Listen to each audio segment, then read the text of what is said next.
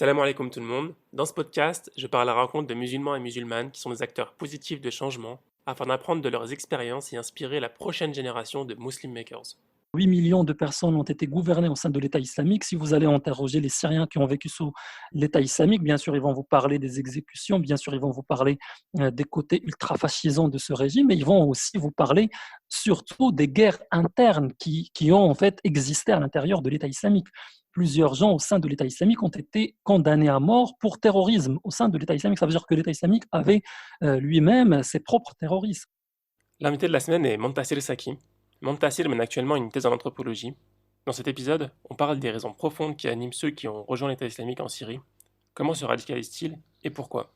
Est-ce que l'État tire profit du fait qu'il y a un ennemi? Je dirais oui, bien sûr, en fait, tant que on identifie un ennemi intérieur, ben, en fait, on pourrait continuer à imposer au sein de la société un ordre unique ou bien une vérité. Si tu aimes le podcast et que tu veux le rendre plus visible, n'hésite pas à le noter 5 étoiles sur ton application de podcast et à me laisser un commentaire positif. Bonne écoute. Salam alaikum Montassil. Salam alaikum.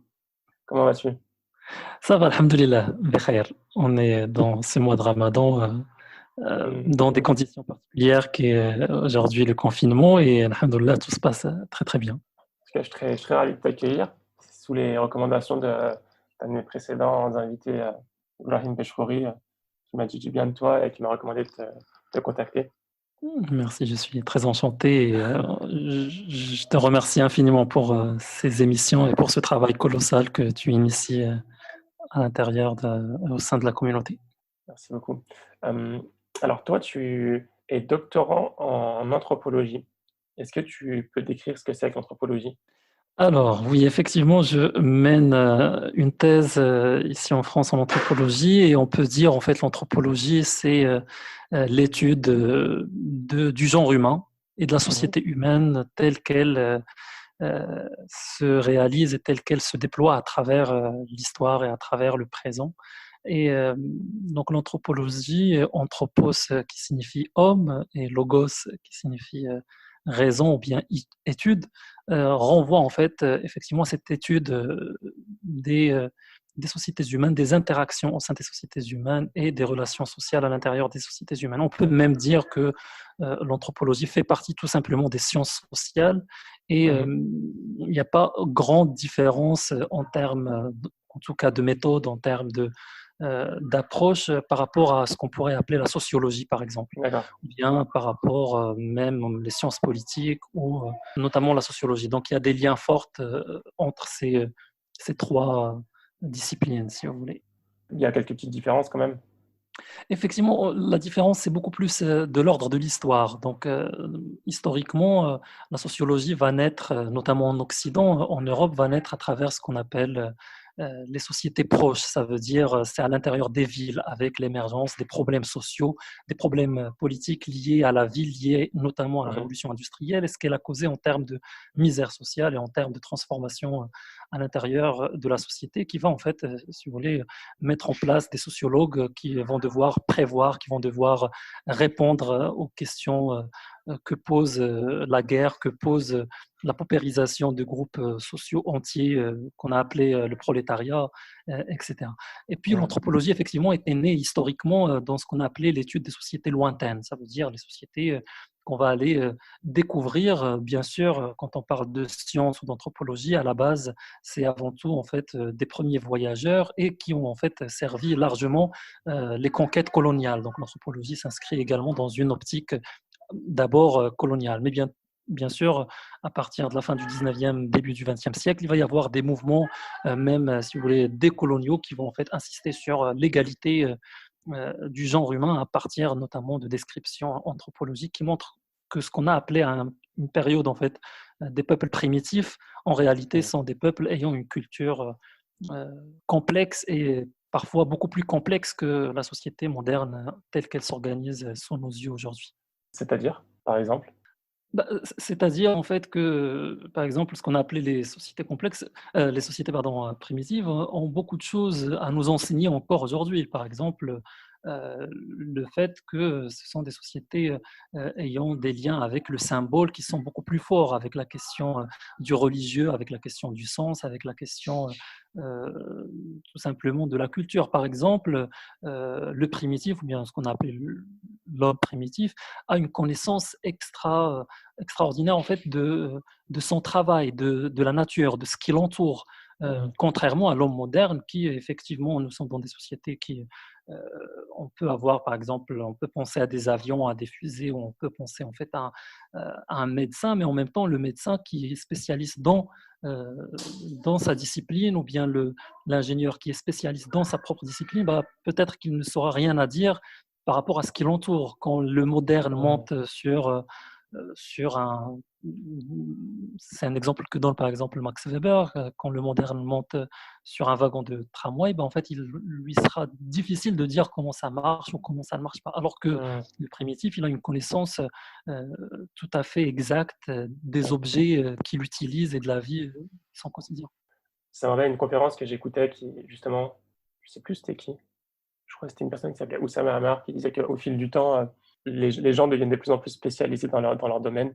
Mais du coup, comme tu dis, on a une culture, j'ai envie de dire, générale des choses qui est de plus en plus réduite. Exactement. Et puis, la question de la culture encore plus, c'est une question, beaucoup plus complexe. C'est-à-dire qu'on peut parler de la modernité, mais la question de la guerre reste une question, qui n'est absolument pas résolue aujourd'hui dans des sociétés qui sont organisées. La question du bonheur, la question, du sens dans la vie, la question,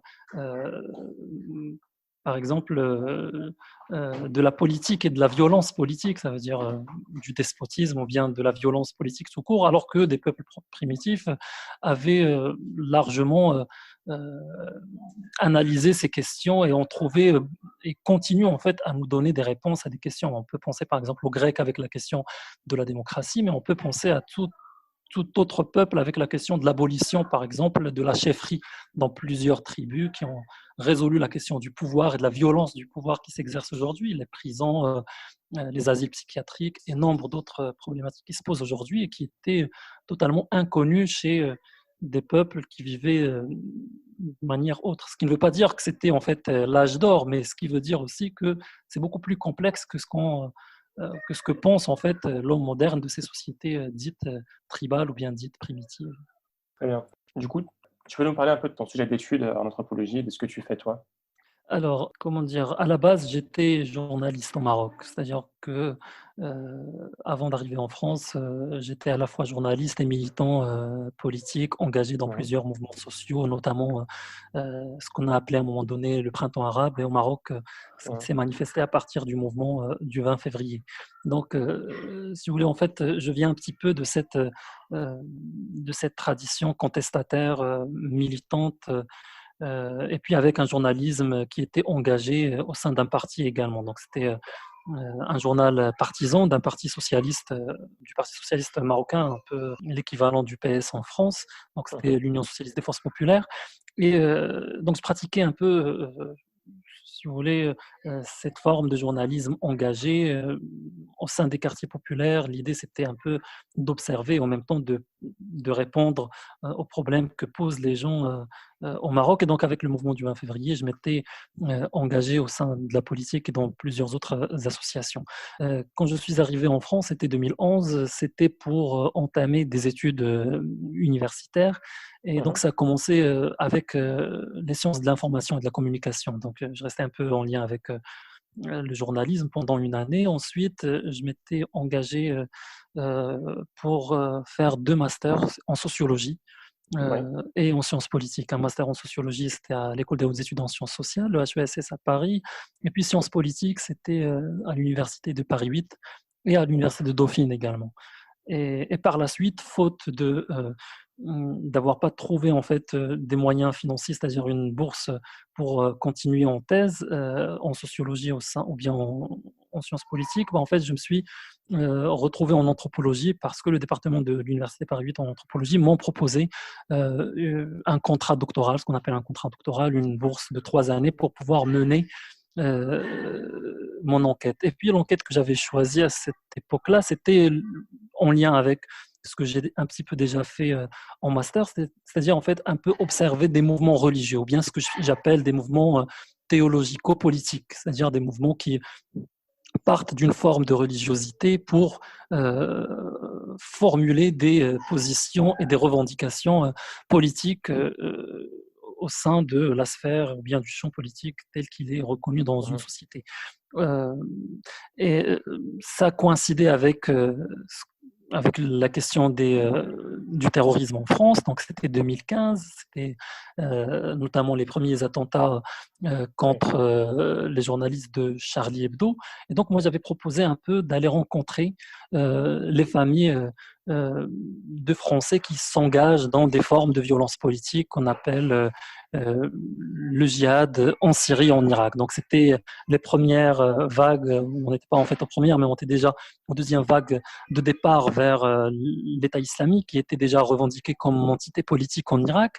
Et mhm. donc pour moi, l'idée, c'était d'observer le pourquoi de ce départ. Donc c'était à la base mon étude, mais une fois j'ai entamé l'enquête politique sur cette question du djihad et des départs, là, je me suis en fait confronté à d'autres réalités, ce qui a fait que j'ai complètement ou presque complètement changé en fait la visée et l'objectif de mon étude. Je me suis D'accord. retrouvé avec je me suis retrouvé avec l'idée de dire en fait qu'est-ce que c'est qu'en réalité et concrètement cet État qu'on appelle l'État islamique. Et, donc ça c'est la première question. Pourquoi? Parce qu'en fait je me suis retrouvé en Irak à vouloir enquêter sur l'État islamique et la réalité de l'État islamique telle que analysée et vue par les gens qui vivent en Irak n'a absolument rien à voir avec la vision partagée par le champ politique et diffusée par le champ politique et médiatique français. Donc pour Intéressant. moi, d'abord, c'est la question de qu'est-ce que l'État islamique. Et à travers quelques rencontres que j'ai réalisées avec Hamza Smeli, que Oui. tu as interviewé justement. Justement, tu as travaillé avec lui sur pas mal de sujets, dont le printemps arabe et des mouvements qui sont passés au Maroc, dans le Rif notamment, euh, Effectivement. et à d'autres endroits. Du coup, tu as mentionné un de tes sujets, du coup, c'est la radicalisation et la montée de la radicalisation et les comportements, si j'ai bien compris. Effectivement, donc il y a cette première question qui est en fait l'État islamique et comment un État aux structures et aux apparences fascisantes est-il né dans une région telle que l'Irak. Donc bien sûr, l'enquête montre que les liens sont assez forts avec la question de la colonisation et de la destruction de l'Irak par des puissances coloniales étrangères, mais aussi ce qui ressort de l'État islamique, c'est également euh, un pouvoir tout à fait moderne. Ça veut dire quoi tout à fait Mhm. moderne? Ça veut dire un pouvoir qui se base sur des institutions bureaucratiques qui monopolisent à un moment donné la violence et qui disent voilà ce qui est vrai, voilà ce qui est faux. Et cette question en fait fait un lien avec ce que j'ai également observé en France avec la question de l'antiterrorisme.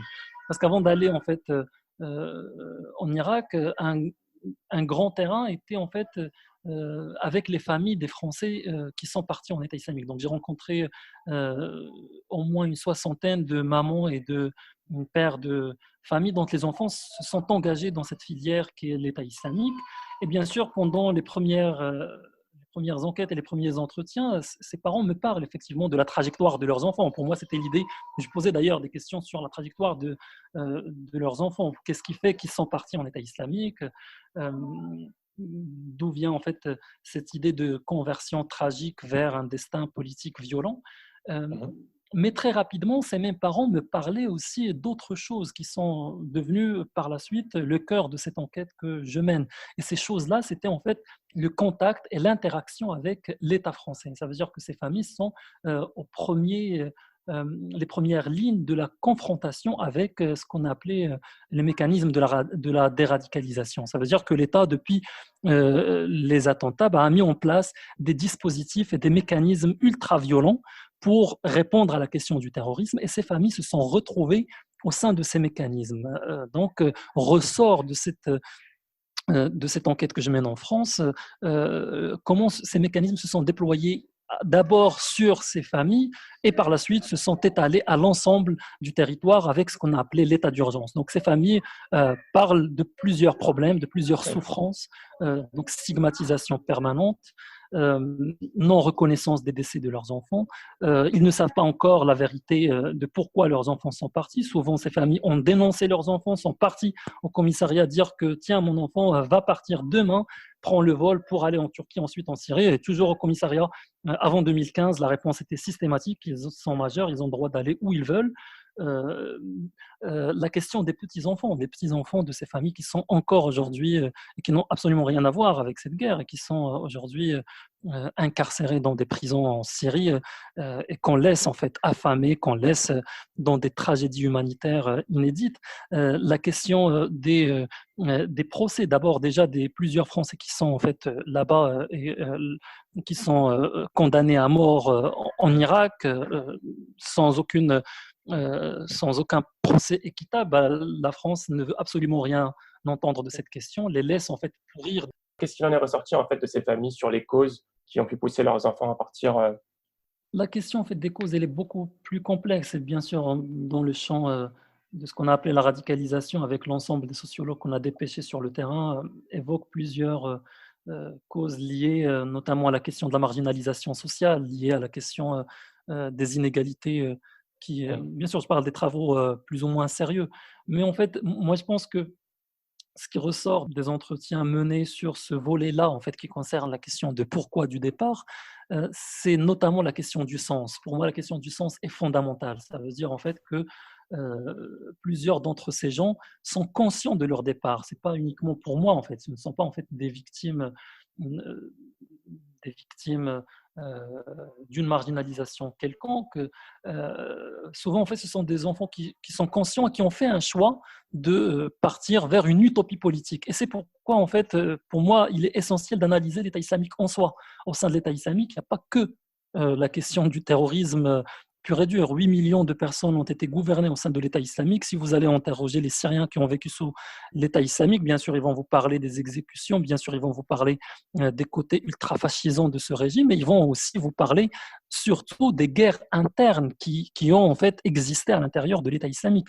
Plusieurs gens au sein de l'État islamique ont été condamnés à mort pour terrorisme au sein de l'État islamique. Ça veut dire que l'État islamique avait lui-même ses propres terroristes. Ça veut dire des gens qui étaient contre cette loi, qui étaient en fait en train de rêver d'une société autre, qui sont arrivés pour fonder une utopie qui n'a pas marché. Et cette utopie, bien sûr, a viré vers un fascisme extraordinaire, mais en même temps, en fait, plusieurs étaient convaincus de pouvoir ou de vouloir mettre en place quelque chose qui transcende ou bien qui fait face à l'absence de sens dans une société hiérarchisée, dans une société de primauté de la loi froide, la loi monstrueuse, telle qu'elle a existé au sein de l'État islamique, mais telle qu'elle existe dans des sociétés modernes, contemporaines comme la France. Ça veut dire des gens qui sont partis et qui dénoncent en fait une société inégalitaire, qui dénonce le fait de vivre dans une société où ils ont rencontré un racisme euh, tout à fait inédit et où un État n'a pas encore fini avec un héritage colonial. Donc ces questions existent en fait à l'intérieur de ces volontés de départ. Non seulement ça, mais aussi la question du lien avec le travail, du lien avec ce qu'on appelle la société de métro, dodo, boulot, oui. etc. Donc ces questions ressortent de manière puissante et souvent beaucoup plus que la question sociale de la marginalisation sociale. D'ailleurs, plusieurs qui sont partis, le chiffre, c'est presque quasiment la moitié. Ça veut dire 50% des gens qui sont partis sont, si vous voulez employer le terme, dire des blancs aux yeux bleus. Ça veut dire des gens qui se sont reconvertis en islam de manière tardive, mais avant même cette conversion à l'islam, ils étaient en fait obnubilés par la nécessité de trouver un sens à cette vie. Euh, Souvent, ils ont rencontré des difficultés majeures dans leur quartier, dans leur vie de famille, des enfants qui ont vécu dans des foyers euh, à bas âge et qui ont rencontré des violences qui sont propres à la société dans laquelle nous vivons aujourd'hui. Donc il y a cette question en fait. Oui. Tu as évoqué le profil de personnes notamment converties. C'est vrai qu'on entend souvent que les gens qui partent en général ne sont pas des personnes qui ont qui sont facilement endoctrinables en fait, qui n'ont pas beaucoup de sciences de la religion et qui sont souvent des nouveaux convertis. Est-ce que c'est ce que tu as pu voir toi aussi? Bah, en fait, cette question du savoir religieux, c'est vraiment pour moi une question traité de manière assez idéologique ici en France. En fait, le fait de dire qu'ils ne connaissent pas la religion, voilà pourquoi ils sont partis, ben, simplement, ils peuvent vous répondre qu'il n'est pas uniquement parti pour la question religieuse, il est parti pour une question beaucoup plus de l'ordre du social. Donc oui, il y en a qui sont partis et qui ont une connaissance tout à fait fine à l'intérieur du savoir religieux, d'autres qui n'ont aucune connaissance du savoir religieux et ça n'a pas empêché euh, leur départ. Mais au sein de l'État islamique même, cette question est plus ou moins marginale. Les disciples ou bien les adeptes de l'État islamique n'étaient pas tous des gens en fait ayant un savoir. Les recruteurs non plus n'étaient pas en fait des gens qui ont un savoir forcément puissant de la question religieuse. Et même ceux qui ont un grand savoir de la question religieuse, bah, ils étaient en fait ils étaient dans une forme de guerre interne. L'histoire de l'État islamique, c'est ce que je dis un petit peu dans ma thèse, c'est une histoire de lutte interne de signification. Ça veut dire qu'il y avait plusieurs courants qui se disputaient. Il y avait des formes d'agora politique, si vous voulez, en fait, employer un terme grec, ça veut dire qu'effectivement, il y avait dans l'espace public, dans la place publique, il y avait des réunions, des conférences pour débattre sur tel et tel sujet.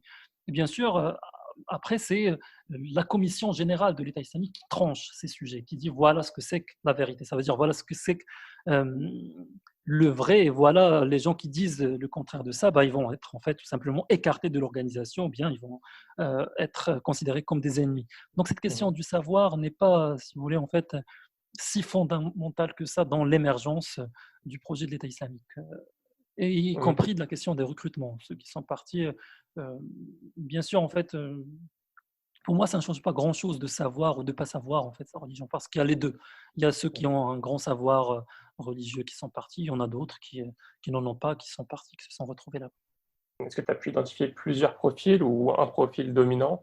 Pour moi, en fait, la question du sens est fondamentale. Après, bien sûr, ceux qui sont partis, ben, majoritairement, ou au moins 50% des gens qui sont partis, ben, sont des gens en fait qui appartiennent à des familles déjà musulmanes. Ça veut dire quoi déjà musulmanes? Ça veut dire des familles voilà, de culture musulmane et issues d'une immigration. Et donc, on peut effectivement dire qu'à l'intérieur de ces gens qui sont partis de cette culture, ben, en fait, il y a un ressentiment qui est lié à la question de l'héritage colonial. Ça veut dire que y a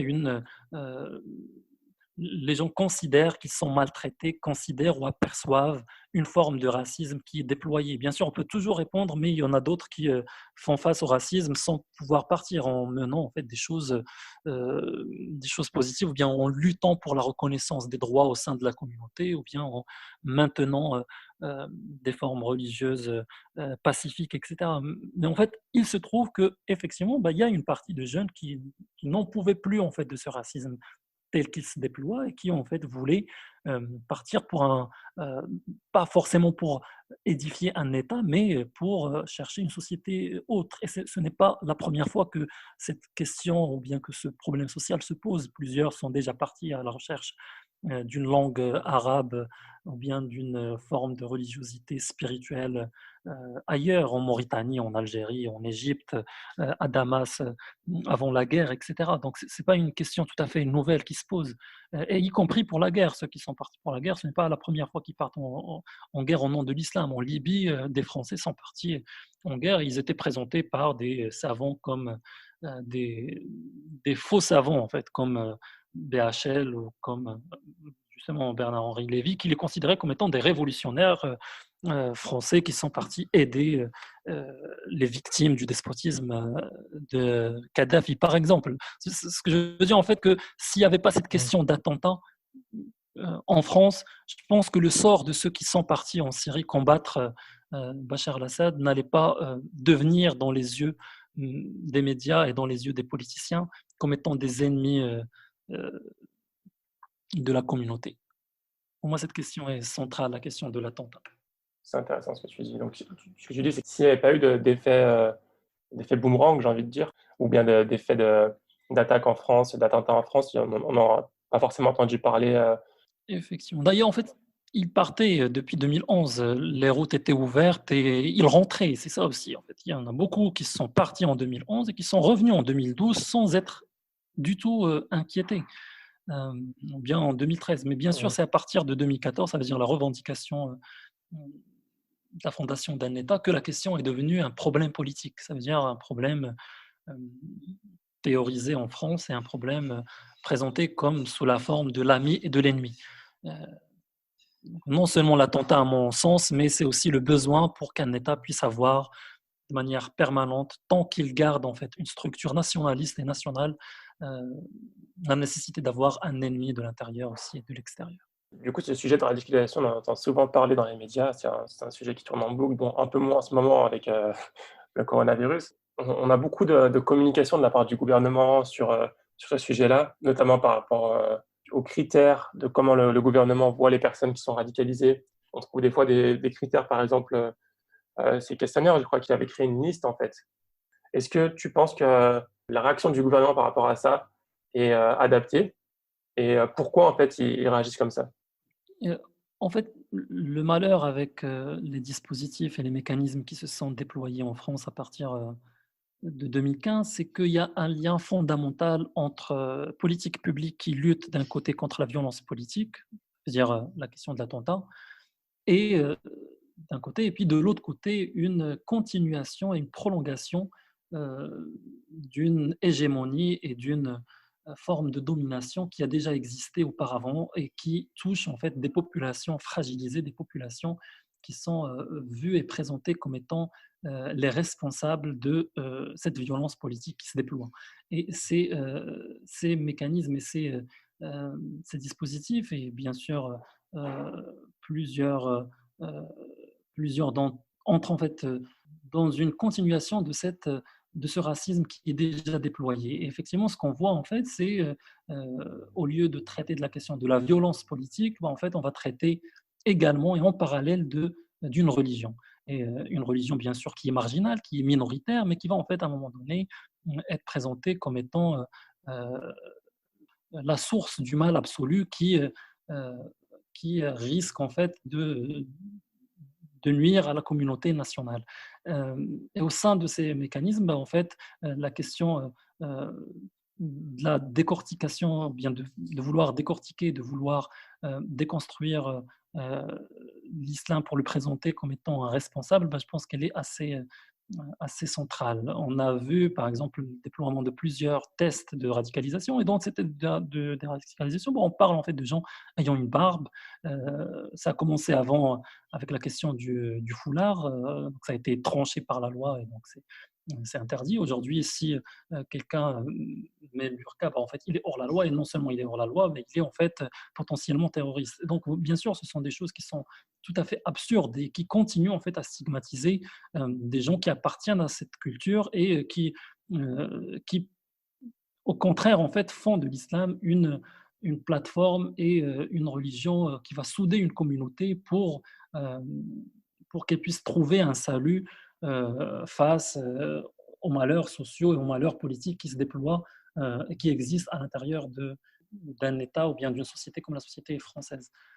Je pense que ces politiques, en fait, au lieu euh, de permettre une réconciliation nationale au lieu de traiter de la question de la violence politique qui serait probablement ayant un lien à la non-reconnaissance des cultures, qui a lien au fait que des gens ne se retrouvent plus dans une société qui expulse leur culture ou bien qui nie leur symbole auquel ils tiennent et auquel en fait ils, qui les font, si vous voulez, en fait, euh, qui leur permettent d'avoir un sens dans la vie et continuer en fait à supporter ou bien à aller de l'avant dans cette société, ben, en fait, euh, la politique telle qu'elle s'est construite dans cette séquence de l'antiterrorisme a visé beaucoup plus à continuer en fait de porter atteinte à des communautés entières et pour moi en fait ça a un effet complètement euh, contraire à ce qu'on voulait nous faire croire, ça veut dire une lutte contre euh, une radicalisation. Je pense que les gens en fait qui subissent et qui voient en fait leur communauté subir et leur culture subir en fait des formes de domination, de négligence, de guerre euh, serait en fait encore plus aurait encore plus tendance à ne plus croire à cet idéal républicain et à cet idéal euh, tel qu'il tel qu'il se déploie dans cette séquence de lutte antiterroriste. Bon, désolé si c'est pas très clair, je peux un peu Si, si, c'est clair. Est-ce que tu penses que c'est important pour l'État de créer un ennemi sur son territoire? Un ennemi minoritaire? je pense que si on ne peut pas procéder par poser la question ainsi, mais dire, est-ce que l'État tire profit du fait qu'il y a un ennemi? Je Oui. dirais oui, bien sûr, en fait, tant que, on identifie, un ennemi intérieur, ben, en fait, on pourrait continuer à, imposer au sein de la société un ordre unique ou bien une vérité ou bien à, mmh, permettre encore une fois à ce que les gens ne puissent plus participer à la politique et déléguer, heu, la politique à ceux qui contrôlent en fait, qui contrôlent la dimension de l'organisation de la société. On le voit non seulement avec un ennemi construit tel que les musulmans en France, mais on le voit également avec toute forme d'ennemi, y compris un ennemi naturel. Avec la pandémie, bah, bien sûr, en fait, c'est les pleins pouvoirs qui vont être Mmh. donnés aux mains des ceux qui gouvernent, sans passer ni par les institutions de représentation, ni par qui que ce soit. Euh, le fait qu'il y ait par exemple des casseurs, et on parle des casseurs au sein des Gilets jaunes, ben, en fait, ça permet encore une fois à faire peur à la population et continuer en fait des logiques de gouvernement au nom de la lutte contre la casse ou de la lutte contre la violence politique.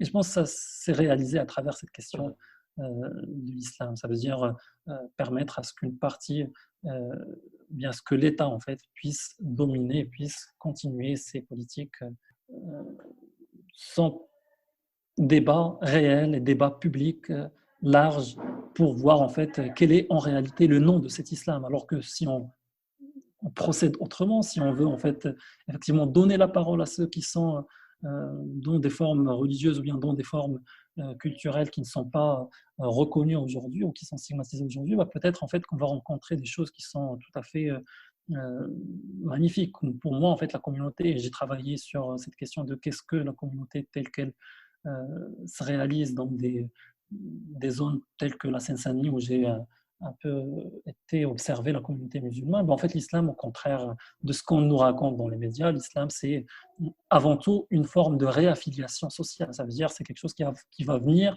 donner du sens à des jeunes qui sont mis de côté, à des jeunes qui sont en fait dans des situations sociales tragiques, face à des écoles qui sont complètement inégalitaires, face à des zones qui sont ravagées par le Mmh. chômage et qui étaient jusqu'aujourd'hui en fait ravagées par les psychotropes, bien par la drogue et par la criminalité. Ben, en fait, l'islam, c'est ce qui va venir en fait euh, imposer une forme de régulation sociale pacifique et qui va donner en fait un nouveau sens et qui va tirer vers l'avant plusieurs jeunes en fait qui vont en fait s'apaiser, qui vont en fait retrouver le chemin des études, du travail, etc., etc. Donc, au lieu de favoriser, au lieu de valoriser, au lieu de reconnaître ces cultures qui sont là pour penser, ça veut dire pour aider, pour soutenir des gens qui sont dans des difficultés, qui sont de la responsabilité étatique. Ça veut dire, bien sûr, quand on parle des banlieues, ben, on parle de gens qui ont été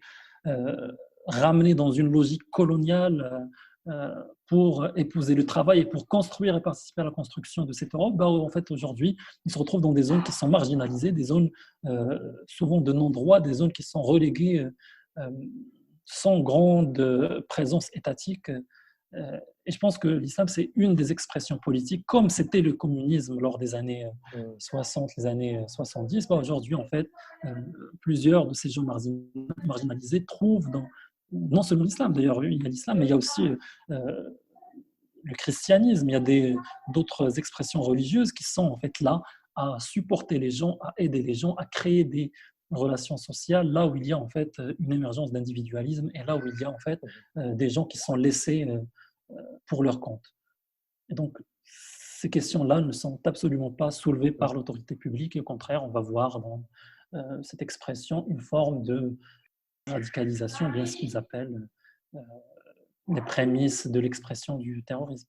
Selon toi, comment devrait réagir l'État? Si tu es à la place de l'État, qu'est-ce que tu ferais pour améliorer la situation à ce sujet-là? Je dis ça, mais en même temps, j'espère ne pas être un jour à la place de l'État, ce qui permet d'ailleurs en fait de pouvoir soulever les dysfonctionnements de cet État. Et je pense que c'est déjà une belle chose que de pointer un peu et de déconstruire ces politiques étatiques qui sont aujourd'hui liberticides et qui portent atteinte à des politiques. Et pour moi, en fait, la question d'abord et de base est celle de la reconnaissance. Ça veut dire reconnaître ces cultures.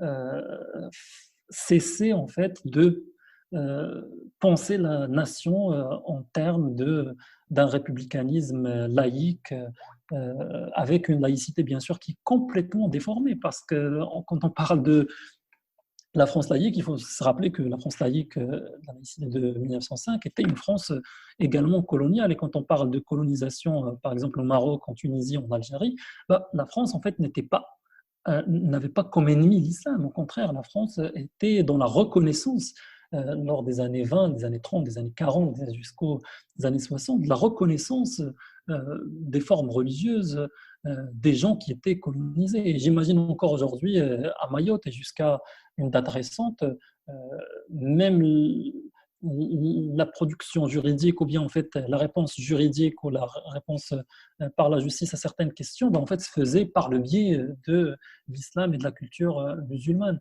Et je pense que cette chose est nécessaire aujourd'hui. Au lieu d'aller fermer des mosquées au nom de la lutte contre la radicalisation, bien au lieu d'aller et de continuer en fait à permettre à des ignares et à des semeurs de troubles et de haine et de division comme les Eric Zemmour et les Finkielkraut et toute cette bande en fait de gens qui sont reconnus et y compris dans l'institution universitaire, au lieu de leur permettre en fait la voix, bah, permettre à d'autres gens en fait qui portent une voix de reconnaissance et euh, une voie liée à l'enquête, liée à voir quelle est la réalité en fait de l'islam et quels sont ces gens en fait qui vivent euh, et non seulement l'islam, hein, d'autres expressions culturelles et d'autres expressions marginales et minoritaires doivent être en fait soutenues, doivent être reconnues, doivent être remis en valeur. Et pour moi, ça c'est essentiel. Au lieu de mettre aussi des institutions telles que le Conseil des musulmans de France qui a pour objectif, ou bien des institutions qui ont pour objectif de surveiller, de dire qu'est-ce que doit être l'islam, qu'est-ce que ne doit pas l'être, ce qui est absurde. Les cultures, on n'impose pas une culture par le biais d'un État. Je pense qu'il y a beaucoup de choses à faire euh, si on veut initier une véritable réconciliation et euh, une véritable capacité à permettre à ce que des gens puissent s'identifier à la société et participer à la société activement et abandonner des logiques tragiques et des logiques meurtrières telles qu'on a vu avec les actions et les attentats terroristes. Qui sont pour moi, les attentats pour moi, c'est de la responsabilité avant tout de l'État et absolument pas d'une religion qui viendrait du Qatar ou de l'Arabie Saoudite ou de je ne sais quelle. Donc il y a cette question qui est pour moi centrale. Et puis aussi faire face à cette question de l'héritage colonial. C'est-à-dire qu'il y a effectivement beaucoup de jeunes générations aujourd'hui qui pensent que leurs parents étaient maltraités, qui souffraient, et qui ont raison de le penser tant qu'il n'y a pas de valorisation de ces gens qui sont aussi la France et qui font en fait la France aujourd'hui. Donc si je résume, une amélioration du traitement médiatique, une valorisation de la culture musulmane, culture arabo-musulmane, et un peu plus d'aide pour l'inclusion sociale, notamment dans les banlieues. Oui, c'est déjà énorme. C'est déjà énorme si on procède par ça. Alors que pour moi, en tant que sociologue politique ou bien anthropologue, mais avec une visée politique, pour moi, en fait, l'État n'a absolument rien à faire des cultures des gens, ni rien à faire de l'organisation de la vie sociale des gens. Les gens peuvent s'organiser et au contraire, quand il y a organisation de l'État, on le voit avec la pandémie actuelle, je pense que la responsabilité de la mort, la responsabilité de la violence, la responsabilité de la désorganisation de la société est immense. Donc pour moi, en fait, il faut permettre à ce que les gens puissent s'organiser et puissent répondre aux problèmes auxquels ils font face au quotidien. Merci beaucoup pour des éléments d'information. Qu'est-ce qui t'a, toi, poussé à travailler dans tous ces sujets-là? Disons en fait qu'il y a un héritage. Il est toujours difficile de faire ce qu'on appelle en sciences sociales, la réflexivité, ça veut dire revenir sur sa propre position sociale et sa propre position et sa propre trajectoire pour pouvoir expliquer un peu le devenir. Bien sûr, il y a toujours des structurations, il y a toujours des choses qui sont là à nous faire croiser des chemins qui sont déjà là. Ou bien, mais en fait, disons pour moi, je considère que j'appartiens à cette fibre militante qui, au moment de cette période particulière historique, était le printemps arabe 2011, s'est posé en fait la question de la politique autre, ou bien comment procède-t-on à une autre politique. Pourquoi ? Parce qu'en fait, j'étais dans la rue avec plein de gens, j'étais également en Égypte, j'étais en Tunisie, j'ai vu en fait des gens qui revendiquent la chute du pouvoir, la fin de l'autoritarisme, mais en même temps, en fait, j'étais confronté à l'absence de réponse par rapport à quelle société autre. Une fois ces dictateurs sont partis, certains d'entre eux sont partis, d'autres ont mené la guerre pour qu'ils puissent continuer à s'asseoir sur le siège du pouvoir, comme en Syrie, comme en Égypte. Mais disons, en fait, même dans les zones où les revendications sont parvenues à être à l'intérieur de l'État, disons que la situation n'a absolument pas changé. Au contraire, tel que le cas au Maroc, peut-être en Tunisie également, la question sociale s'est empirée encore plus et les réponses se font rares aux problématiques sociales. Donc pour moi, en fait, la question de l'utopie est une question centrale. C'est-à-dire au-delà de la question de l'État, de revendiquer la réforme de l'État, pour moi, la question de l'utopie était assez centrale et c'est pourquoi j'ai initié le travail sur les expressions culturelles telles que et religieuses telles que l'islam, mais aussi telles que la révolution syrienne. Et je pense qu'il y a des réponses non étatiques. Il y a plusieurs réponses non étatiques à l'intérieur de ces expressions. Des réponses de l'ordre de la communauté, des réponses de l'ordre de la gratuité du social, des réponses de l'ordre de il ne nous faut pas forcément des institutions de manière permanente, ça veut dire une bureaucratie froide qui traite les gens pour pouvoir réguler les gens. De tout temps, les prisons n'ont pas existé. De tout temps, l'asile psychiatrique n'a pas existé. De tout temps, une justice qui dit voilà combien tel doit écoper d'années de prison n'a pas toujours existé. Et donc, en fait, du coup, je pense qu'il est nécessaire à ce que la pensée puisse chercher, en fait, d'autres façons de vivre dans les sociétés. Et voilà, en fait, j'appartiens à cette veine qui continue à penser des utopies autres, tout en ayant en tête la question de la violence, en fait. Quelle est en fait la nature de la violence? Quelle est la nature de la guerre? Pourquoi la guerre en Syrie? Pourquoi la guerre en Irak? Pourquoi en fait des gens qui ont rêvé d'une société autre n'ont pas pu en fait aller vers cette utopie sans passer par les ceintures explosives ou sans passer par l'attentat. Et donc pour moi, ces questions sont centrales et doivent être aujourd'hui soulevées par la critique et par la pensée. C'est super intéressant. Écoute, on a fait un peu le tour des questions que je voulais te poser. J'ai quelques petites questions pour terminer, du coup. Selon toi, alors c'est une question un peu ouverte, hein, selon toi, quelles sont les plus grandes forces et faiblesses de la communauté musulmane en France aujourd'hui? Alors, c'est une grande question et déjà, je dirais, en fait, je ne sais pas à quel point je serais légitime à répondre à cette question, du fait que c'est vrai, en fait, je suis musulman, je viens d'un pays musulman également, je travaille sur des questions qui ont lien avec l'islam, mais en même temps, je me sens toujours dans une position euh, quelque peu extérieure à ce qui se réalise et à ce qui se travaille, à ce qui se profite dans la communauté musulmane, du fait que je suis, entre guillemets, quand je rencontre en fait les gens qui ont vécu en France, j'ai toujours tendance à dire oui, bien sûr je suis musulman, mais je suis également blédard. Donc cette question du bled, pour moi, blédard, j'utilise un peu dans un terme sociologique émique, ça veut dire qu'il vient des gens eux-mêmes qui sont dans ma position.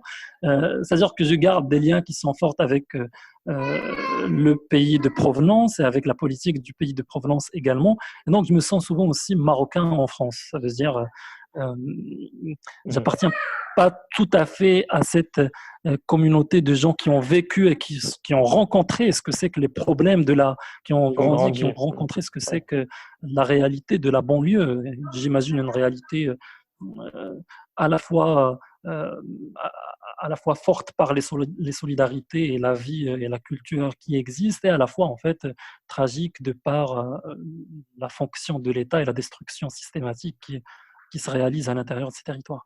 Mais si je puisse, donc après avoir dit ça, si je peux dire quelque chose sur ce qu'on appelle et ce qu'est la communauté aujourd'hui en France, bah, je pense en fait personnellement que il y a beaucoup en fait de centrage sur la question de la reconnaissance. Ça veut dire que pour moi en fait la communauté telle qu'elle se déploie, il y a plusieurs en fait traits, il y a plusieurs liens avec la politique euh, politiste ou politicienne en fait telle qu'elle se produit en France. Souvent, ce que je crois en fait, Ouais. on cherche une reconnaissance des droits, mais la question de l'utopie est plus ou moins mise de côté.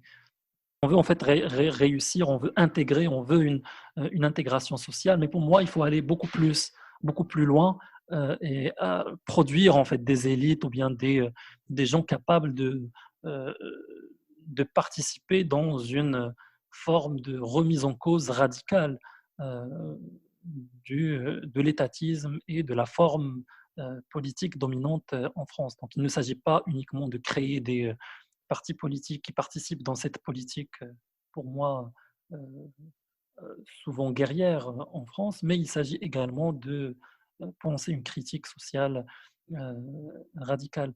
Ça d'un côté. De l'autre côté, je pense qu'il y a une grande aussi insuffisance. Donc je dis ça, mais toujours avec une position extérieure. Je pense qu'il y a une insuffisance à propulser une dynamique, une dynamique pacificatrice au sein de la communauté. Ça veut dire quoi? Ça veut dire qu'à un moment donné, moi j'étais en train de dire, et je maintiens un petit peu ça, que le terrorisme en France, c'est un peu l'échec de l'islam également.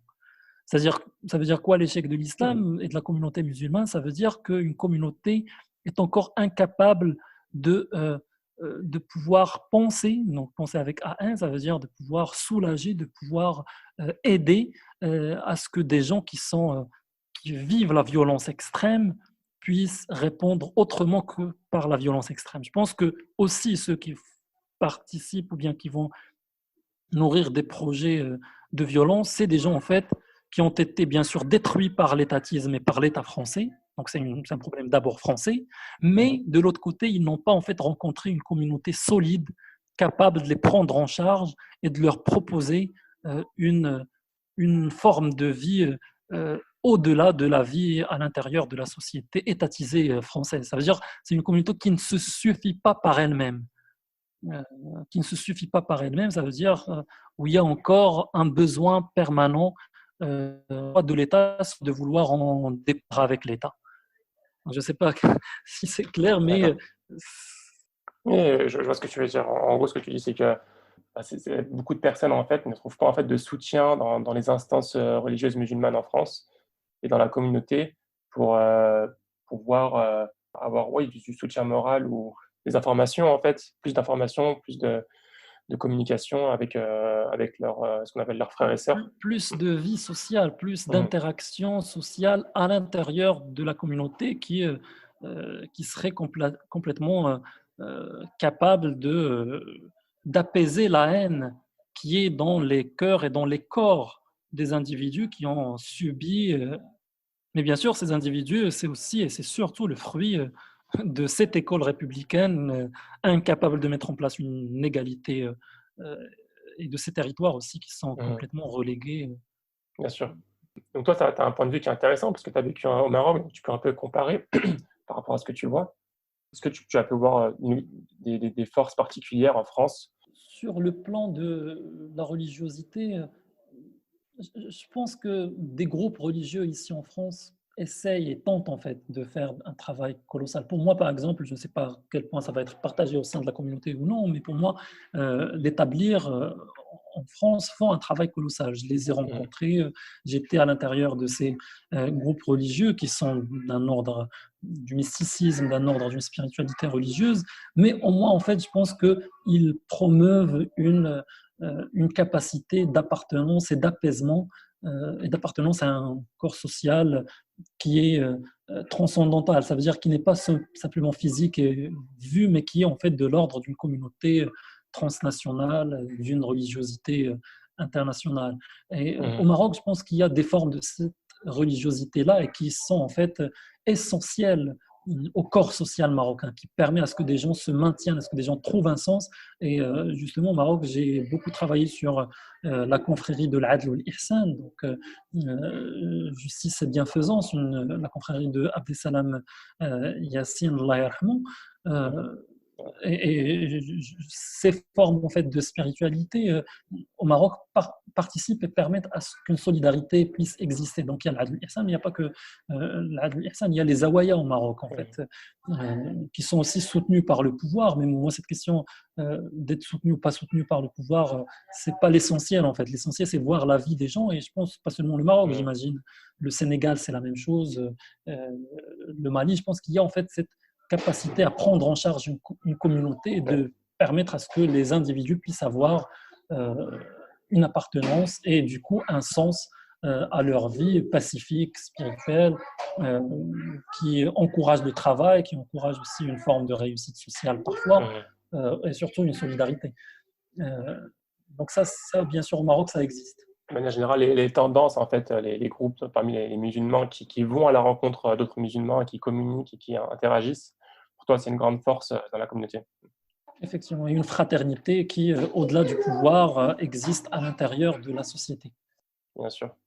Mais ce qui ne veut pas dire que le Maroc, c'est une situation positive. Au contraire, le Maroc, c'est une situation politique où les pouvoirs politiques sont extrêmes, où il y a une paupérisation du peuple qui est extraordinaire, il y a une volonté de rattraper l'Europe et donc de brûler tous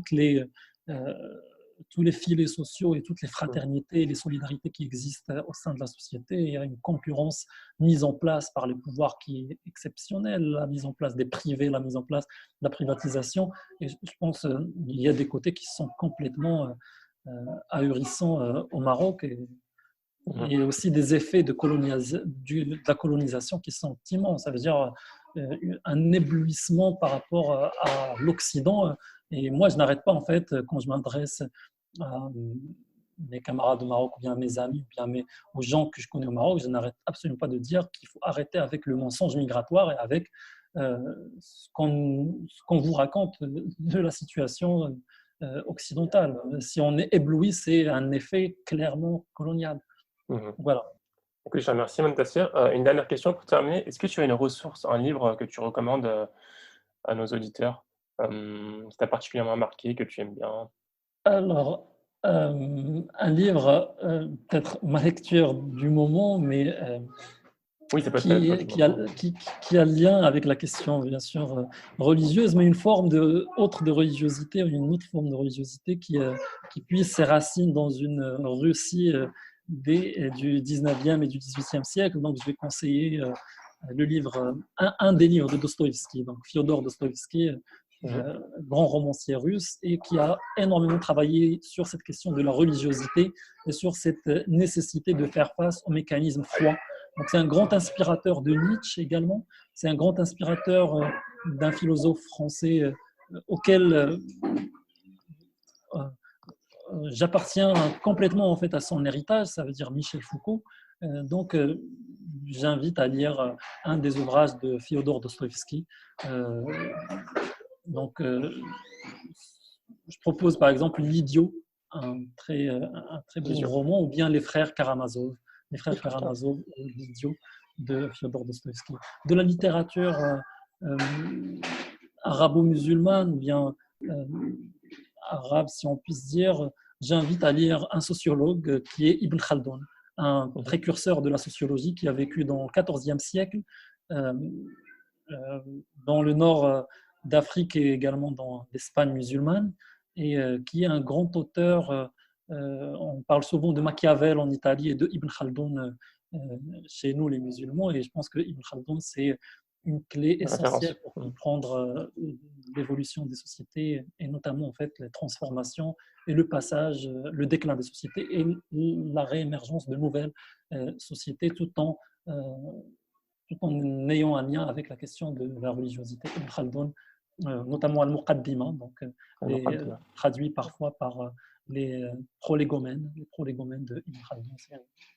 D'accord. Écoute, Montasser, je te remercie beaucoup pour cette conversation. Merci infiniment pour cette invitation. Merci énormément pour cet effort fourni à l'intérieur de la communauté. Et je souhaite un bon ramadan pour toute la communauté et pour toi également. Merci d'avoir écouté cet épisode. J'espère qu'il t'a plu. Si c'est le cas, encore une fois, n'hésite surtout pas à le partager à ton entourage, c'est extrêmement important. Et aussi à mettre 5 étoiles sur iTunes si ce n'est pas déjà fait, ou sur ton application de podcast.